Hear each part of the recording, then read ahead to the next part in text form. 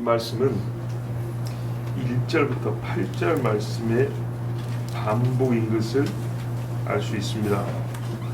그리고 1절에 보면 내 조상 하나님 여호와, 내 조상이 하나님 여호와께서 내게 주셔서 차지하게 하신 땅에서 너희가 평생에 지켜 행할 규례와 법도는 이러하니라 하면서 주시는 말씀인데, 큰 주제는 예배입니다. 제사를 어떻게 드릴까 입니다. 어디서 드릴 거냐, 어떻게 드릴 거냐 입니다. 2절 3절만 보더라도 되게 확실한데요. 너희가 쫓아낸 민족들이 그들의 신들을 섬기는 곳, 장소죠. 그곳은 높은 산이든지 작은 산이든지 푸른 나무 아래든지를 막론하고 그 모든 것을 너희가 마땅히 파멸하며 없애라고 했습니다. 남겨두지 말고 그 제단을 헐며 주상을 깨뜨리며, 제단, 주상까지 다 없애라는 거죠. 아세라상을 불사르고 또 그 조각한 신상들을 찍어 그 이름을 그곳에서 멸하라 그랬습니다. 자, 오늘 말씀 보면 반복이죠. 똑같이 29절 보세요. 내가 너희 앞에서 먼저 사람을 쫓아낸답니다. 쫓아내는 사람들이 살았던 그 장소에 들어가면 너희가 거기 있을 때 그 망한 사람들의 하던 짓을 따라하지 마라.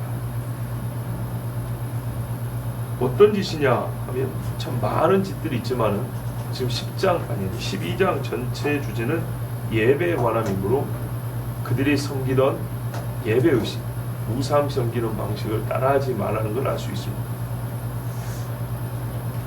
31절에 보면 그게 확실한데요. 그 사람들은 자기 신을 섬긴다고 자식을 불살라 바치기까지 했다.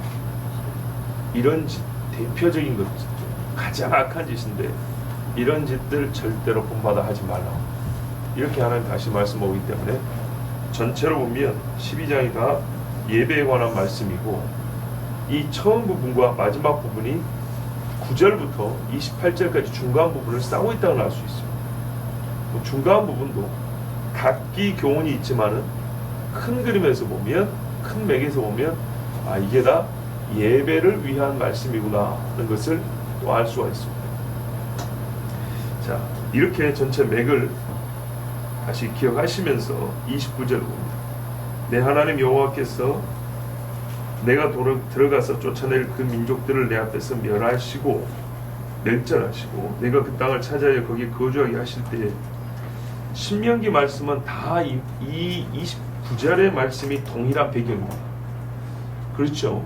네가 손으로 짓지 아니한 집에 들어가 거주하게 될 때에, 네가 심지 아니한 포도나무 열매를 먹게 될 때에, 네가 파지 아니한 우물을 마시게 되고 사방에 두려움이 없어지고 평안이 거하게 되는 그때가 오게 될 때에, 약간씩 다르지만 계속 말씀을 주시고 실행하라고 하는 그 배경은 가나안 땅에 들어가서 전쟁이 끝난 후에 가나안 땅이 이제 이스라엘 땅이 되었을 때를 하나님 상징하고 주신 말씀입니다. 그러면 그렇게 평안한 상황인데도 이렇게 지켜야 될 말씀이 많고 생각해야 될 말씀이 많을 정도면, 여러분 평안하지 않을 때는 얼마나 더 많은 것들을 생각하고 우리가 하나님 앞에 기도해야 되고 우리 자신을 돌아봐야 될 일이 많겠습니까? 완전히 은혜로 새롭게 되어서 은혜로 주신 땅에 들어가 살 때입니다. 그러니까요, 우리가 예수를 알지 못하고 살 때가 아니고 예수를 알고 살고 구원을 받았는데 주님이 주신 복을 누릴 때입니다. 그 누릴 때에도 이토록 삼가고 경각심을 가지고 조심해야 될 일이 많다는 겁니다. 그 말은 즉슨 우리는 자꾸 어디로 기울어진다고요? 타락한 본성대로 하나님을 거스르는 쪽으로 기울어지게 되어 있습니다. 그래서 성경 말씀에 항상 소극적 의미의 말씀이 먼저 나옵니다. 바꿔 말하면 부정적 의미, 하지 마라, 하지 마라. 힘을 써서 하라이기 전에 하지 마라부터가 먼저 나옵니다. 인간은 항상 악하고 모자란 쪽으로 이 심성이 기울어집니다. 타락한 이후에 이렇게 되어 있습니다. 타락이란 건 하나의 행실을, 바른 향을 잃어버린 게 아니고 모든 일을, 어떤 일을 하라고 던져주는 족족 안 좋은 쪽으로, 결말이 꼭 안 좋은 쪽으로 끌어가는 악한 쪽으로 행하는 습성이 타락한 이후에 가진 인간의 본성이기 때문에 성경은 먼저 하지 마라를 가르쳐줍니다. 오늘 이 짧은 구절에서도 하지 마라가 먼저 나오죠. 30절 보세요. 삼가 하지 마라. 그렇죠? 30절에 삼가 끝에 30절 끝부분에 하면 하지 마라. 전체의 요약도 이렇게 요약이 되는 겁니다. 하지 말라. 스스로 삼가 반복 있어 들었습니다. 조심해야 된다는 거, 항상 생각하고 있어야 된다는 겁니다. 뭐 하지 않도록요? 네 앞에서 멸망한 그들의 자취를 밟아 올무에 걸리지 마라. 올무에 걸리지 않도록 하라는 겁니다. 자취를 밟는다는 게 뭐냐라는 게 구체적으로 명시되어 있지 않지만, 그래서 아까 말씀드린 거예요. 앞뒤로 보면 우상숭배의 이야기죠. 예, 우상숭배하는 것에 자취를 따라하지 말라는 겁니다. 흉내를 내지 말라는 거예요. 악은 어떤 모양이라도 버리라죠. 어떤 모양, 폼입니다. 어떤 틀, 어떤 생김새, 이 모든 것들을 따라하지 말라는 겁니다. 우상숭배는요, 하면은 반드시 올무에 걸리게 하는데, 올무는 이 덫이죠. 덫도 여러 가지가 있는데, 올무는 그 중에 모가지를 죄는 겁니다. 숨통을 끊는 겁니다. 하면 할수록 뭔가가 여유가 생기고 복이 있을 것 같은데, 시간이 가면 갈수록 숨이 쪼여오는 것, 이게 우상숭배입니다. 하나님을 버리고 자기 목을 조르는 결과를 낳는 것이 우상숭배이기 때문에 결코 흉내도 내지 말라는 겁니다. 자취를 밟아 따름입니다. 정확히 똑같이 어찌할 수 있겠어요? 왜? 멸망한 사람들인데. 그렇죠? 멸망한 사람들이기 때문에 정확히 할 수가 없습니다. 그래서 모방을 얘기하는 겁니다. 모방, 흉내 내는 거예요. 뭔가 조금이라도 사람들이 살아 있어가지고 그들이 자기들 때가 되면 앉아서 뭐 이런 거라도 한단 말이죠. 이런 거 흉내내게 돼요. 특히 젊은 세대는 흉내를 잡아요. 이래서 흉내를 내고 애들이 뭐가 이렇게 좀 달고 다니는 게 이쁘게 보인단 말이죠. 뜯었더니 이게 초승달 모양이니까. 예를 들면 무엇이든지 이 작은 거라도 그들이 하는 행위, 품성이나 의식을 혹은 장식이 됐든 절대로 따라하지 말라는 겁니다. 그걸 따라하면 올무가 된대요. 가나안 사람 남겨두면 나중에 너희 찌르는 가시가 된다 그랬죠. 똑같습니다. 그래서 사람을 먼저 없애라 그랬고 그들이 섬기던 걸 다 없애라 그랬습니다. 근데 그렇게 하지 않고 조금이라도 남겨놓고 이거를 따라하게 되면 결국에는 이스라엘이 가나안화 되지 가나안이 이스라엘화 되지 않습니다. 두 번째는 뭘 하지 말라 그랬더니 그들의 신을 탐구하여 이르기를 이 민족들은 그 신들을 어떻게 섬겼는고 나도 그와 같이 하겠다 하지 말라. 탐구하여 쫓아 묻는 겁니다. 이제 이렇게 흉내를 내다 보니까 좀 답답하잖아요. 그렇죠? 원래 어떻게 되는지 좀 알고 싶죠. 그래서 누가 물어보면 아니 내가 똑같이 하고 뭐 우상숭배 하려는 게 아니고 그냥 알아나 보고 싶다 뭐 이런 식으로 시작하든 하여튼 어떤 명분을 세우든 간에 그 남아있는 가나안 사람을 대다 물어보는 겁니다. 야 이거 어디다 쓰는 거야? 어떻게 해서 한번 해봐. 마치 포로를 취조하는 것 같죠. 그렇지만 속으로는 궁금한 거예요. 한번 해보고 싶은 거예요. 선악 한번 이거 확 따먹고 싶은 거예요. 그래서 물어보는 거예요. 탐구한다. 생각에 생각을 키워나가요. 생각에 생각을 키워나가서 이제는 가만히 있지 못하고 입을 열어서 직접 물어요. 데려다 놓고 시범 한번 보여보라 하고 야 그거 잘 모르는 한번 더 해봐. 뭐라고? 아 이게 이렇게 하는 거 아, 이해가 되는 설명을 조금 더 쉽게 다시 한번 해봐. 이런 식으로 해서 끝내는 완전한 것을 배워내고야 마는 것. 절대 이렇게 하지 말합니다. 그들의 신에 대하여 호기심이나 혹은 이것도 언젠가 쓸모가 있겠지 뭐 어딘가는 쓸모가 있겠지 이런 식으로 그런 지식으로 여기지 말고 궁금증으로 묻지도 말고 또 핑계로 그들이 어떻게 섬겼는지 야 보니까 종교적 열심이 대단하던데 그 열심을 배워서 내가 하나님 섬기려고 한다 이런 식의 말도 안 되는 명분을 내세워서 묻거나 연구하거나 그들이 이제 배우려고 하지 말라 그랬어요.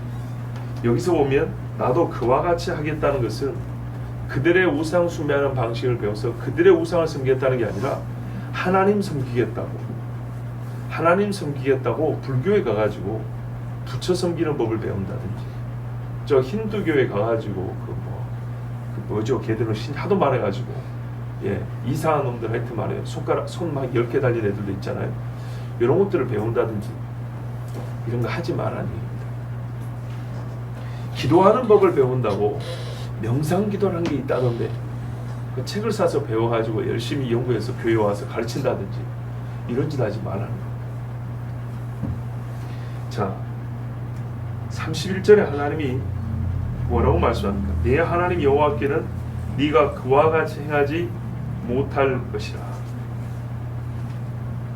그러니까 이 사람들이 이렇게 하는 이유가 뭐라고요? 겉으로는 하나님을 섬기려고 한다. 그러나 만약에 이대로 한다고 봅시다.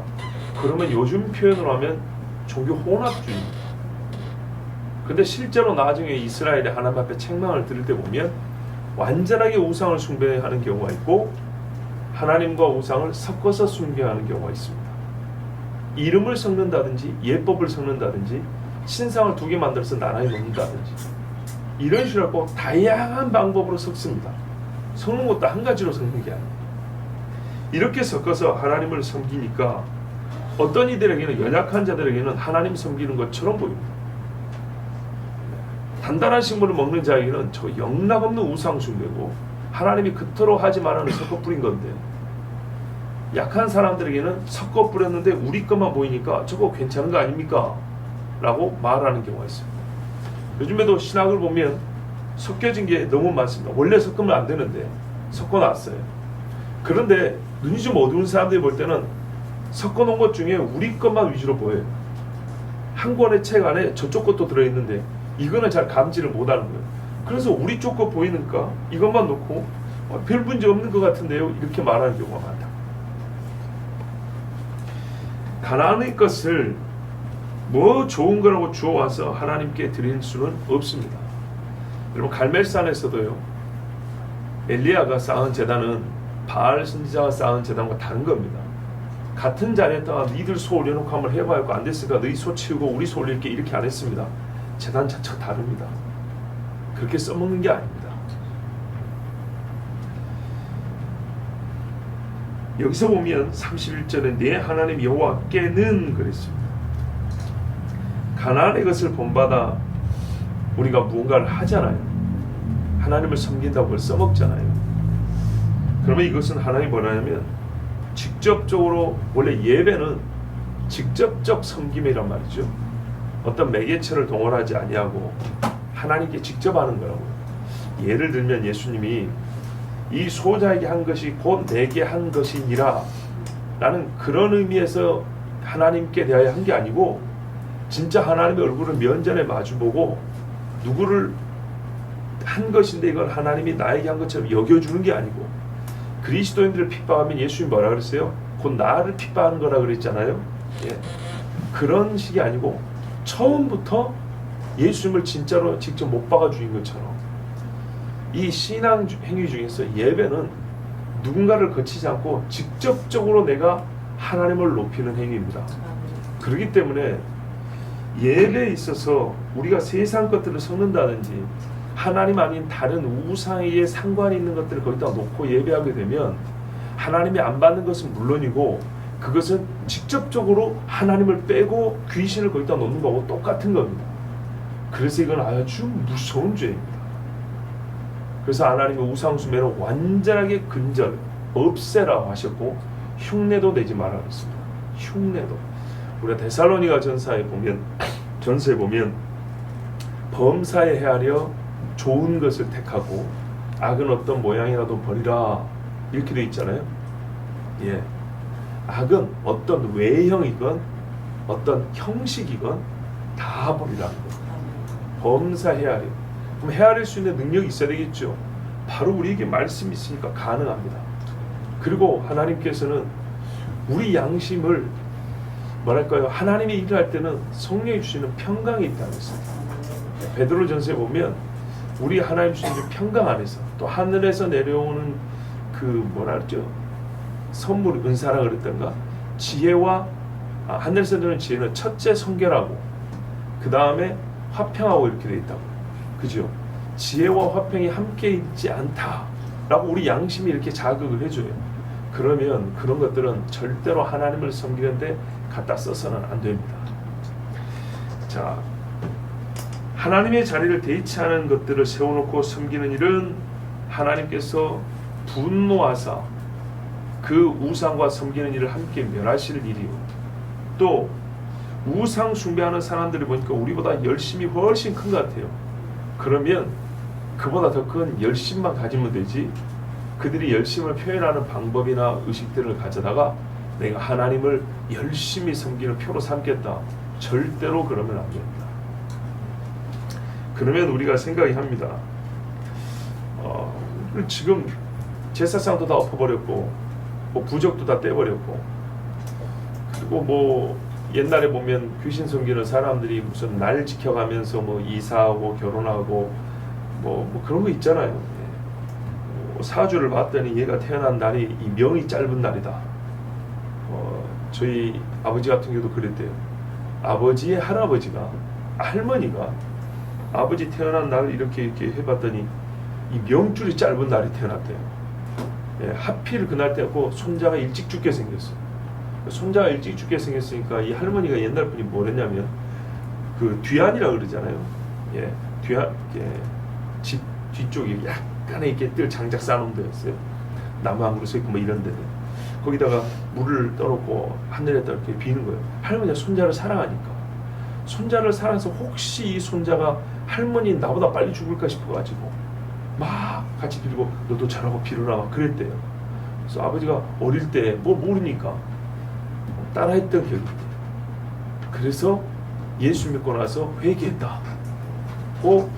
본인의 손자들에게 하는 얘기를 제가 옆에서 들었어요. 자, 여러분, 할머니가 손자가 일찍 죽지 않기를 바라는 마음으로 하는 마음은 이해가 되죠. 그렇지만은 그런 식으로 하늘에 빌고 달에 물 받쳐놓고 비는 것은 하나님께서 원하시지 않는 것이고 비호하시는 것입니다. 그대로 했으면 오히려 더 빨리 죽었을 것입니다. 그러나 생명의 주권자인 하나님께 돌아와서 내가 알지 못하고 귀신에게 오래 살게 해달라고 빌었던 죄를 용서하여 주시옵소서. 내가 어려서 알지 못하여 그랬습니다. 알지 못하여 한 것이지만 그 죄가 하나님 앞에 예수를 믿고 나면 얼마나 큰지요. 어릴 때 알지 못한 것이지만 너무 큰 죄를 하나님 앞에 뜨거운 가슴으로 회개했다는 것입니다. 그런데 우리가 알지 못하고 어려서 성경을 잘 알지 못하고 성경에 대한 신앙이, 하나님 섬기는 신앙이 좀 깊지 못했을 때 한 것들 중에 교회가 세상의 것을 연구하여 따라했던 많은 것들이 있습니다. 교회에서 어떤 상징물을 세운다든지 주보에나 현수막에 어떤 용어를 쓴다든지 교회 사람들끼리 같이 쓰는 말들 보면 세상의 것들을 흉내낸 것들이 많이 있죠. 예전에 청년들에게 되도록이면은 그 유행어를 따라하지 마라 그랬습니다. 말에는요 정신이 들어 있습니다. 그리고 어떤 용어들에게는 응축된 사고들이 있습니다. 아주 농축된 것들. 그래서 그 용어 하나를 쫙 펼쳐놓으면 많은 생각들이 나오는 경우가 있습니다. 교인들이 대박이라는 말을 많이 쓰죠. 박이 큰 것이 있었나 봅니다. 흥분의 집처럼 이렇게 큰 박을. 대박이라는 말을 언제 쓰죠? 그 놀라운 일들 많이 쓰죠. 그걸 보통 좋은 놀라운 일들. 근데 원래 대박이라는 말은 노름판에서 나온 말입니다. 노름판에서 하나 잡았을 때 대박이라는 말 쓰고, 멘붕이라는 말 쓰시죠. 멘탈 붕괴, 그렇죠. 멘탈 붕괴라는 말 쓰는데 물론 사전적으로는 사람의 정신이 나갈 정도로 정말 충격적인 일을 쓰는 거죠. 완전히 정말 황당한 일들이죠. 또 너무 막 슬프다거나 충격을 당해가지고 정말 정신줄이 놓여요. 그렇지만 그 말이 우리가 이제 바꿔서 써도 괜찮긴 한데 젊은 분들은 잘 알 겁니다. 그거 어디서 나왔는지. 들어봤습니까? 제가 듣기로는 그게 일반적으로 쓰이게 된 계기는 일본 성인 영화에서, 일본판 성인 영화에서 그 멘붕이란 말이 자주 쓰이고, 그게 그때를 본 사람들이 많으니까 그래서 이렇게 확산됐다는 얘기가 있습니다. 정확하진 않을지라도 우리가 되도록이면 그런 말을 안 쓰는 게 좋겠죠. 예배 의식에도요. 여러 번 말씀드렸죠. 목사들이 가운 입죠. 가운은 어디서 나온 거냐? 한 1000년쯤 전에 독일에서 이 강가에서 명사하고 귀신 섬기던 사람들이부터 옛날 중세에 보면은 검정색 이 모자 달린 옷 많이 입고 다니죠. 그런 데서 나온 겁니다. 왜 그런 걸 연구해서 따라했을까요? 좋지 않죠. 성탄 트리라고 저런 것들은 어디서 나왔다고요? 옛날에 니무롯 죽은 거, 그리고 니무롯이 다시 날 때 어린아이로 환생을 한다고. 환생.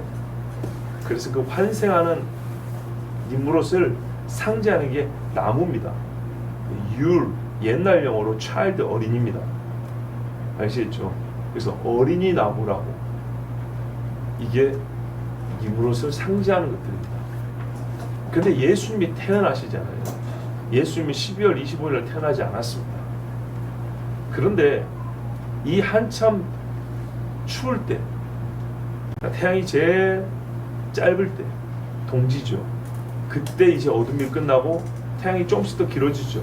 그래서 자기들의 죽은 신이 환생해서 이제 점점 자기들 말로는 세상에 태양신을 섬기니까 태양이 점점 밝아온다 해가지고 나무를 그때 세워놓고 환생하는 자기 신들을 기다린 그런 의식을 위해서 만든 게 요즘 우리 교회들에서 많이 하는 성탄트리라는 겁니다. 얼마나 근데 이 성탄트리가 요즘에는 어떻게 쓰입니까? 평화의 상징, 사랑의 상징으로 쓰이죠. 하나님이 주신 평화롭고 사랑이 가득한 세상을 깨뜨렸던 인물을 상징하는 나무가 어느새 예수님을 상징하는 나무로 바뀌어가지고 평화의 상징으로 그렇게 쓰고 있습니다. 마찬가지입니다. 우리가 지금 주일이라고 앉아있고 예배하는 이 날은 원래 하나님 앞에 예배할 날이 아닙니다. 말 그대로 썬데이잖아요. 태양 숭배하는 날입니다. 아시겠죠? 예. 금요일 금성입니다. 비너스. 금성 숭배하는 날입니다. 예. 이 다 보면은 이 다 별들 이름이란 말이에요. 하늘에 있는 너희가 분상들을 숭배하지 말라 그랬어요. 1월 성신 숭배하지 말라 그랬어요. 그거를 숭배하는 사람들이 만들어낸 요일입니다. 근데 우리가 다 그대로 따라가 살죠. 거기에 따라서 예배 시간을 정했죠. 원래 이건 하나님이 정한 게 아닙니다. 원래 지금 우리는 알고 있잖아요. 성경력, 곧 유대력을 알고 있습니다. 유대력으로는 하나님께서 시편에 달로 절기를 정하시면서 초승달이 딱이면 1일 월사, 그렇게 해서 7번째 날 안식일입니다. 그러면 우리 달력으로는 안식일이 어쩔 때는 월요일에 걸릴 수도 있고 화요일부터 지금 일요일이라고 하는 이 주일까지 어느 때든 안식일이 걸릴 수 있습니다. 다릅니다. 완전 다릅니다. 또 원래 성경대로라면 그 날을 지켜서 하나님 앞에 예배해야 되는 겁니다.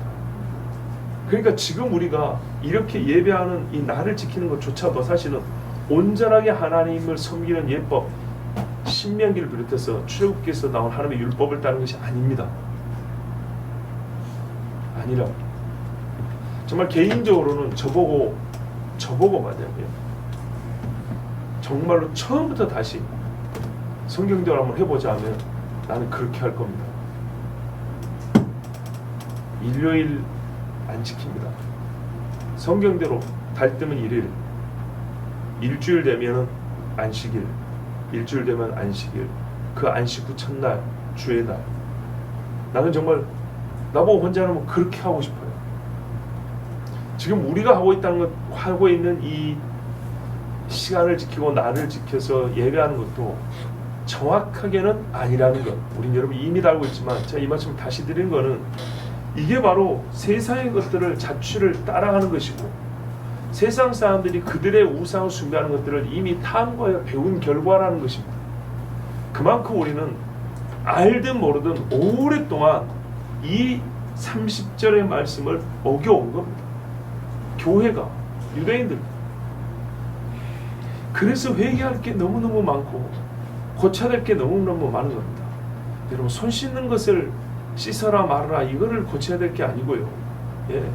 옷을 조금 더 깨끗한 거 입었냐 안 깨끗한 입었냐 이게 문제가 아니고요. 진짜 중요한 거는 성경에서는 하나님께서 예배하기 위하여 정한 장소도 중요하고 때도 중요하고 특히 이 절기는 원래 약속된 시간이라고 했습니다. 하나님이 정한 시간입니다. 내가 너하고 만날 때 정한 시간. 근데 이 정한 시간을 사람들이 제멋대로 바꿔놓고 하나님 만나주세요 하는 이것부터가 우리가 아주 잘못된 거라는 얘기입니다. 자, 그만큼 우리는 세상의 것을 많이 따라했고요. 많이 연구하여 본받아하고 있습니다. 그렇다면 하나님 앞에 개인적으로 한번 돌아볼 게 많습니다. 내가 예수 믿는데 주일날 설교 드릴 때는 이렇게 해야지 해놓고 일주일 동안 밖에 살면서는 안 믿는 사람 또는 연약하게 믿는 사람들이 뭐 이 정도도 되지 뭐 이게 예수 믿는 거 요즘에 이렇게 하면 희한하게 마음이 서서히 무너집니다. 바닷가에서 모래성 쌓아놓으면 바닷물이 한번 왔다 갔다 할 때마다 모래가 쓱쓱 스며 내려가죠. 모래성 형태는 남아있어요. 근데 모래가 겉에서 속에서 몇천 알씩 빠져나갑니다. 그렇죠? 그러나 얼마 있으면 사람 발자국 남은 것처럼 그렇게 흔적이 남습니다. 그리고 며칠 있다가 보면 아무것도 없어집니다. 이런 식으로 우리 신앙이 무너지고 있습니다. 지금 보십시오. 예배 시간 모여서 예배 못하기만 해도 정말 바닷가에 뻘이나 모래에 발자국을 처음에 딱 냈을 때는 도장 찍듯이 쿡 찍어지는데 물이 한번 몇 번 왔다 갔다 하면 싹스났고 희미하게 둔덕처럼 이렇게 애매모호하게 남아있다가 얼마 있으면 없어지는 것처럼 교인들이 사라져가고 없어지고 있습니다. 제 친구가 전주에 있는데 본래 주일 낮에 1200명 출석 교인입니다. 온라인 예배로 전환했다 그래요. 우리 보고 어떻게 하냐고 물어봐요. 그런데 말이죠. 온라인 예배 어떻게 하냐 했더니 문제는 이겁니다. 여러분이 아마 주변에서 온라인 예배를 들어보긴 했을 겁니다. 우리는 온라인으로 해 그러면 그냥 지나가는 경우인데요. 온라인 안에서도 여러 가지로 나눕니다. 대표적으로 어떻게 크게 나누냐. 모든 예배를 그래도 다 하는 교회가 있습니다.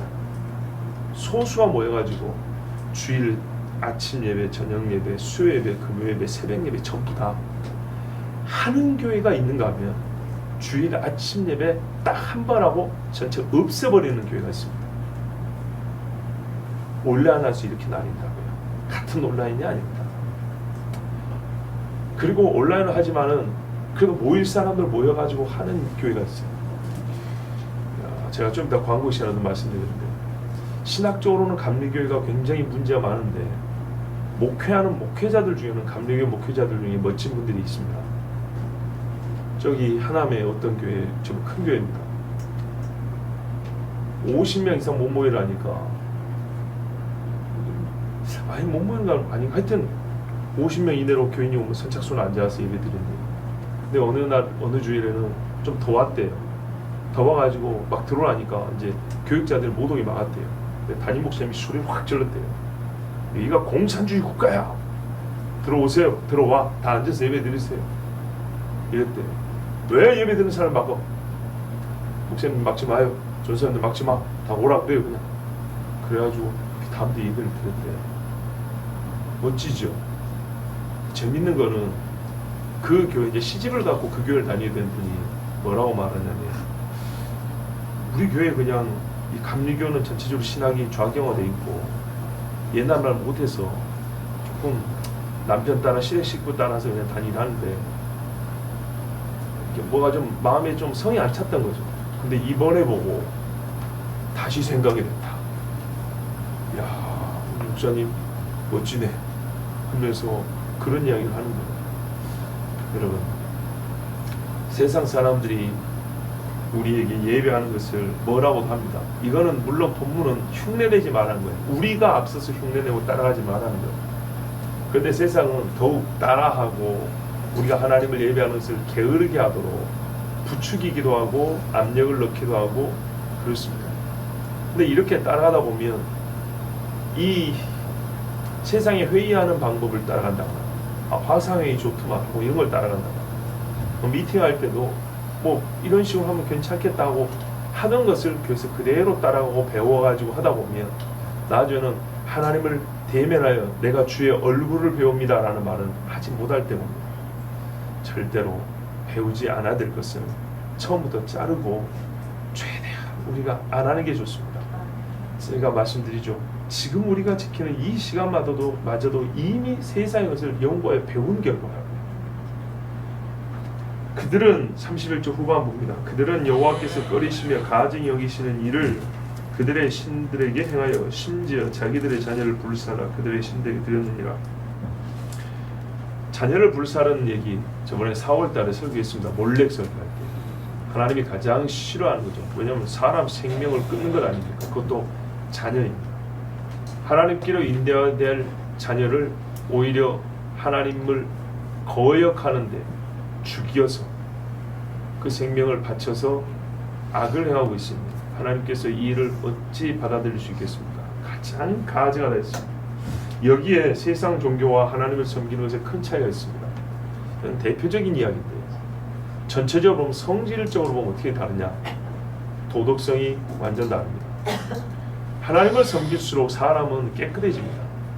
정결해지고 사람이 윤리적 차원에서 흠잡을 것이 없을 정도가 됩니다. 다니엘이나 요셉을 보십시오. 하나님을 바로 섬기는 사람은 정말로 그렇게 됩니다. 성적인 문제나 금전적인 문제나 또한 언어 생활, 사람이 품격이 있어집니다. 나이가 들 때 세상에서는 곱게 늙는다 그러죠. 그 말은 뭐 좀 얌전해진다는 얘기인데 그거보다는 이럴 때는 약간 서양식 표현이 좀 어울리는 것 같습니다. 사람이 신사가 되어간다. 그런 말 하죠. 근데 20대한테 신사란 말은 좀 안 어울린데 이제 최소 40대 이상 보통 한 50대쯤 되었을 때 그 이상 된 분들한테 신사답다 이런 표현은 우리 한국식으로 점잖다는 얘기도 하고 품격이 있다는 겁니다. 품위가 느껴진다는 겁니다. 예수 믿는 사람들은 아저씨가 되어가는 게 아니라 신사가 되어가는 겁니다. 예수 믿는 여인들은요 아줌마가 되어가는 게 아니라 숙녀가 되어가는 겁니다.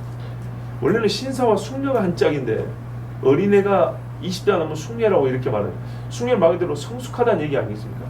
여성으로서의 성숙함이 나타나고 품행이 단정한 여인들이 있다고 했어요. 성경에 나오죠 분명히. 그러지 못한 여자들은 이리 갔다 저리 갔다 하면서 쓸데없는 말들 많이 하는데 그러지 않냐고 품행이 단정한 여인들은 믿지 않는 남편이라도 그 모습을 보고 주께로 돌아오는 정도까지. 이게 예수 믿는 사람은요 신사되어가고 숙녀되어갑니다. 도덕성에서 다르다는 겁니다. 신사와 숙녀라는 그 사람이 돈을 멋지게 쓰냐 괜히 뭐 있는 척 하냐 이런 게 아니고요. 사람의 인상에서부터 언어와 행실이 아주 고상입니다. 도덕적 수준이 높아지는 겁니다. 생각이 깊은 데서 나오는 겁니다. 예수 믿는 사람들은 이래야 합니다. 그렇지 않고 예수님을 섬기지 않는 사람들은 어떻게 되냐? 나이가 들어도 그 입술에 험하기가 똑같습니다. 욕을 달고 삽니다. 그죠? 흘기는 눈이 있고요. 삐죽삐죽하고요. 꼭 남의 좋지 않은 것들을 계속 반복하여 씹고 또 씹고 칡뿌리 씹듯이 그런 일들이 많이 있습니다. 그래서 어떻게 해요? 사람들이 흔히 하는 말이에요. 나이를 어디로 먹었냐 이런 소리를 하죠. 그렇게 말을 합니다. 자, 이렇게 예의를 드는 거는 우리의 감각에 와닿게 하는 거예요. 이제 성경대로 말하면 신앙생활을 어떻게 했냐입니다. 도대체 예수를 어떻게 믿었고 한데 아직도 세상의 욕설이나 유행어를 달고 사느냐. 세상 사람들이 쓰는 세상 사람의 사고방식을 그대로 갖고 사느냐. 어떻게 시간 관리를 그렇게 하느냐. 어떻게 보는 것들마다 생각하는 것들마다 좋아하는 것들 취미생활 하는 것들마다 어찌 예수 안 믿었다고 하나 차이가 없냐. 예수 믿는 사람들은 어떻게 된다고요? 믿지 않으면 않을수록 마귀를 따라가고요. 믿으면 믿을수록 거룩한 하나님의 성품을 따라간다고 했습니다. 그래서 평생을 예수를 안 믿고 산 할머니들 봐보세요. 신앙 얘기 나오면 눈이 확 돌아갑니다. 무지하게 독한 눈빛을 보입니다. 정말요. 어린애들 보면 사탕 하나 주다가도 갑자기 예수 이야기 나오면 눈이 확 돌아가죠. 마치 그 까맣게 마스카라 한 눈빛처럼 싹 돌아가지고 그런 소리 하지 마라 그랬어. 이 절에 하면 4대 천왕인가 뭐 이런 것들 있잖아요. 그런 눈빛을 보이는 할머니들이 있습니다. 아주 순하게 보는데도 아이들이 그래서 막 못된 소리를 합니다. 귀신은 사람이 자기 자녀를 불사라 바치는 것을 좋아합니다. 그래서 바치는 거죠. 여러분, 이게 귀신의 본성입니다. 아시겠죠? 왜 귀신 섬기는 사람이 자기 자녀를 갖다 바치냐면 귀신이 제일 좋아하는 요리가 그거예요. 아들 구이, 딸 수입. 이 말 자체가 너무 잔인하게 들리죠. 바로 이런 걸 좋아해요. 이 잔인하고 끔찍한 걸 좋아해요, 마귀새끼들. 그래서 그걸 가져오라고. 그래서 이상한 종교들 가보세요. 한꺼번에 전부 다 네가 찌르고 내가 찌르고 해서 이렇게 하룻밤에 없어져 버리죠. 마귀가 좋아하는 거예요.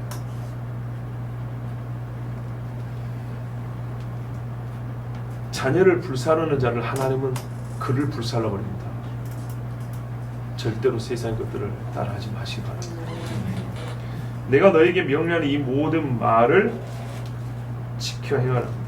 모든 하면 포괄적이지만 이 포괄성이 가끔 우리 듣는 사람들에는 이 경계 없이 그냥 확 이렇게 넓혀버리는, 힘없이 넓혀버리는, 주제를 넓혀버리는 듯한, 그래서 사실 아무것도 잡히는 게 없는 듯한 이런 느낌을 줄 때가 있어요. 여기서 모두는 12장의 말씀하는 예배에 관한 말씀 모든 것을 말합니다. 예배라는 주제에 관하여, 즉 예배 장소, 바꿀 수 없는 예배 대상, 하나님을 섬기는 방식, 이 모든 것에 관하여 어떻게 하라고요? 지켜 행하라. 적극적으로 하나님을 섬기는 예법 주시는 대로 적극적으로 행하라. 마귀를 숭배하는 것을 없애는데 적극적으로 하라. 요시야 왕을 보십시오. 히스기야. 이스라엘이 남북으로 쪼개진 다음에 남쪽의 왕들은 그나마 다윗의 신앙을 본받아서 한 4, 5대까지는 잘했어요. 여호사밧 정도까지는 잘했는데 그 다음에 하면 이 사람들이 말이죠, 신앙이 무너집니다. 그래가지고 띄엄띄엄 좋은 왕들이 나옵니다. 대표적으로 잘하는 누가 있죠? 히스기야나 요시야나 이런 왕들이 나오죠. 근데 이 왕들이 나와가지고 한 게 뭡니까? 그들의 공적 중에 대표적인 것은 샘을 파고 성벽을 쌓은 것이 아니고 성전을 깨끗하게 하였더라 합니다. 그리고 우상 숭배하는 것들을 다 없애버렸더라 합니다. 이게 그 나라를 살리는 첫 번째 왕이 해야 될 일이고 가장 잘한 일이었습니다. 그래서 놀라운 건 뭐냐면 죽은 자에게 무슨 소용이 있겠습니까마는 살아있는 자들에게 교훈을 주기 위해서 하나님이 보여주신 말씀인데, 그들이 죽었을 때 이스라엘 백성이 장례를 치릅니다. 장례를 칠 때 하나님을 경외하지 않았던 왕은 살았을 때 무서우니까 굽신굽신했지만은 다윗 왕 그 후손들이 있는 왕의 묘실을 두지도 않은 왕이 있어요. 그러나 히스기야 같은 경우는 어쨌냐면 왕들의 묘실 중에 가장 높은 곳에 두었다라 이렇게 되어 있습니다. 다릅니다. 요시아가 죽었을 때는 당시에 거의 동년배의 선지자 예레미야가 애가를 짓습니다. 그래서 온 이스라엘이 함께 부릅니다. 하나님께서 명하신 일을 지켜 행하라. 이 말씀에 행하지 않아도 되는 것 하나도 없습니다. 함께 동시에 적극적으로 행하는 것, 그리고 이 말씀을 지키지 못하게 하는 것, 또 하나님이 싫어하는 것은 적극적으로 없애야 합니다. 히스기야 요시아처럼. 그러면 하나님이 보여준 이유가 뭐냐면 하나님께서 그를 높인다는 겁니다. 가감하지 마라. 더하여 행하거나 덜하여 행하지 마라.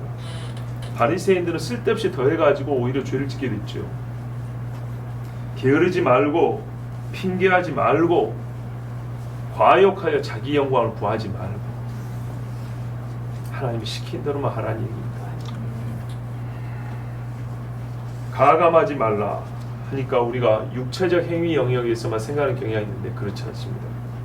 사고 영역에서 하나님 주신 말씀 기억하고 그 말씀을 가지고 생각하라는 겁니다.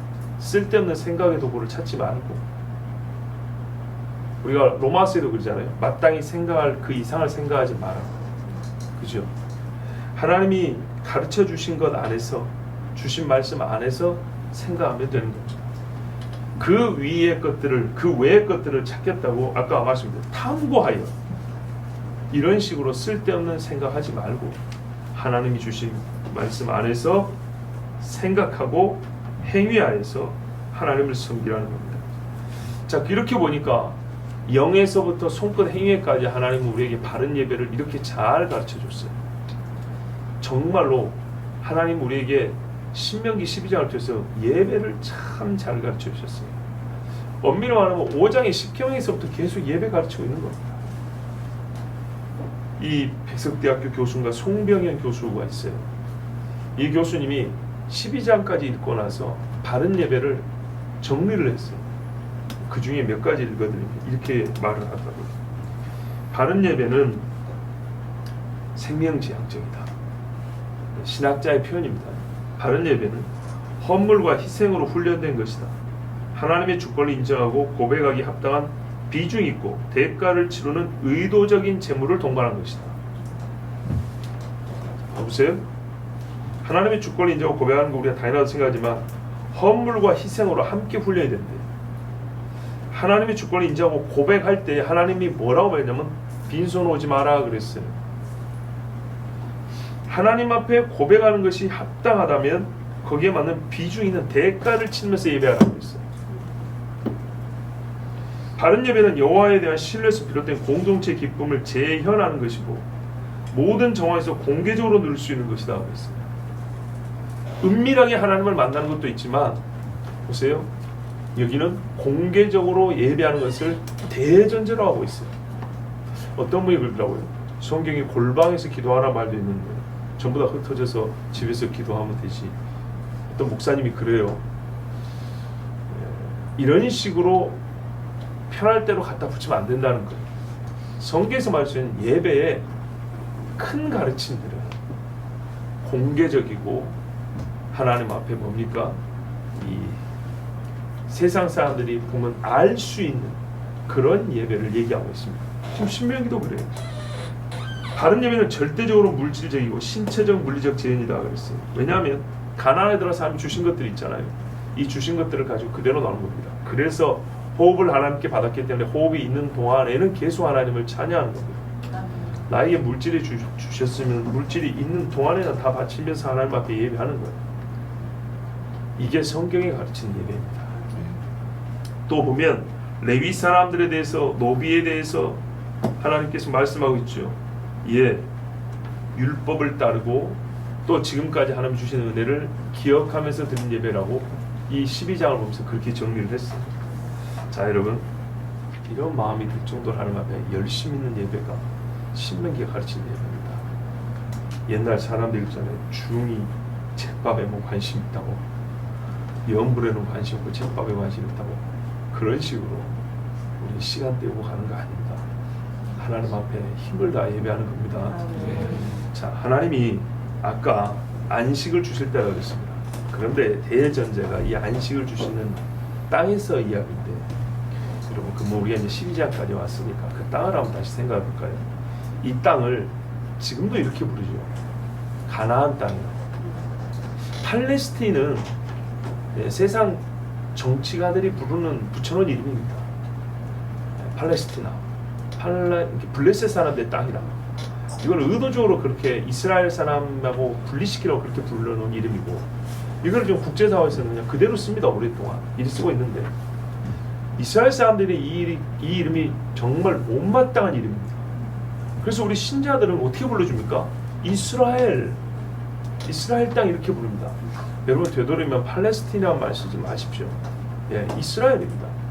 그런데 이스라엘 사람들이 말이죠, 이 땅에 들어가기 전부터 불렸던 땅이 있습니다. 이름이 있어요. 그 이름이 뭐죠? 가나안이죠. 가나안. 예, 아까 다 가르쳐 드렸는데 가나안이죠. 가나안. 가나안은 누굽니까?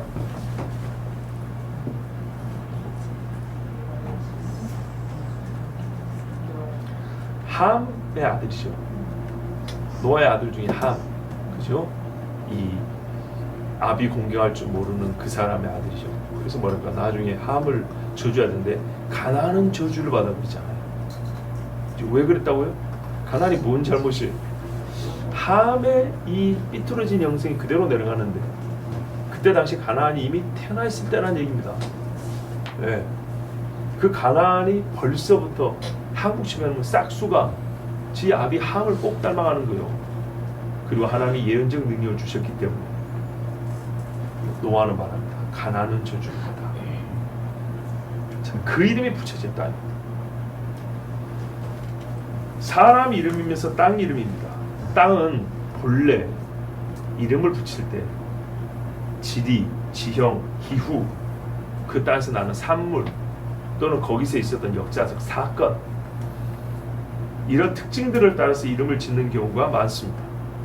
그런데 무엇보다도 그 땅의 주인의 이름을 따라 이름을 붙이는 경우가 제일 많습니다.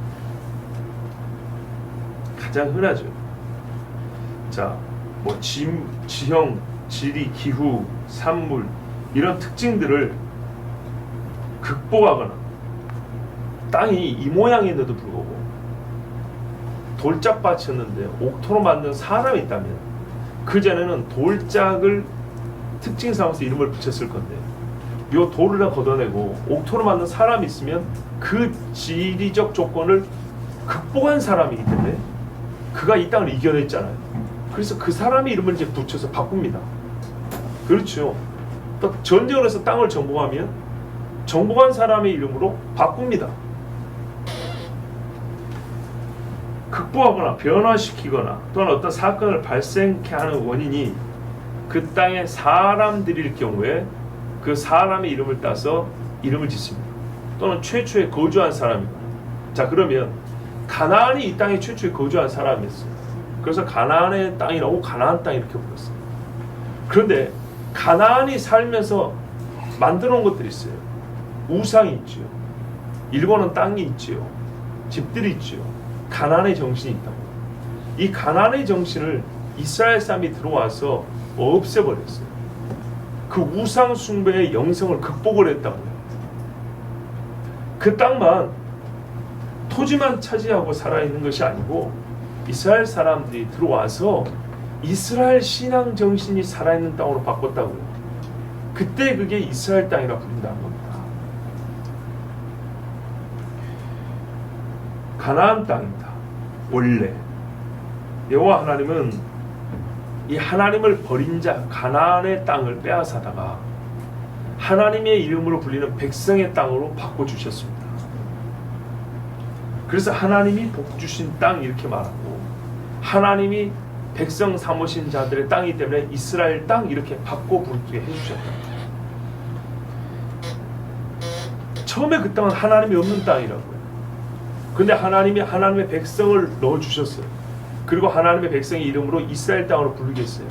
그러면 이제 극복해야 될 게 뭘까요? 사람이 바뀌는 게 아니라 바뀐 사람에서 나오는 것으로 말미암아 그 땅의 성질이 바뀌어야 되는 겁니다. 가나안 성질이 없어져야 된다고요. 그러면 이스라엘다운 땅이 되기 위해서 하나님이 그 다음에 하신 일이 뭐냐면 이스라엘의 법을 까는 거라고요.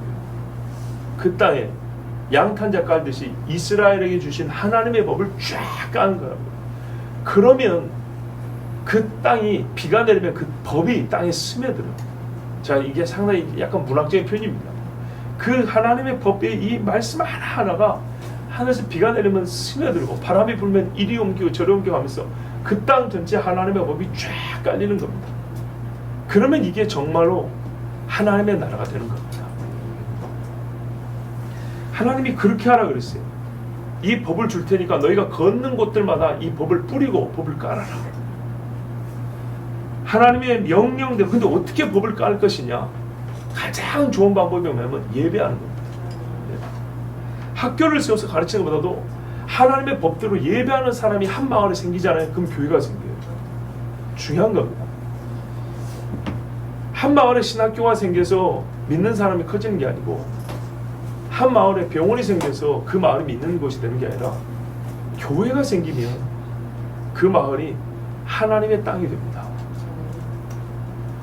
하나님의 명령대로 주를 예배함으로 주의 말씀대로 주 여호와를 예배하면 그 땅에 여호와의 법이 깔리고 심겨져서 하나님의 이름으로 불리는 땅이 됩니다. 여러분, 여호와의 법이 길이 되어 깔리는 것을 보기를 원하시면 가장 좋은 방법은 이방인의 땅에서, 우상 숭배하는 땅에서 여호와 이름을 부르면서 예배하는 것임을 기억하십시오.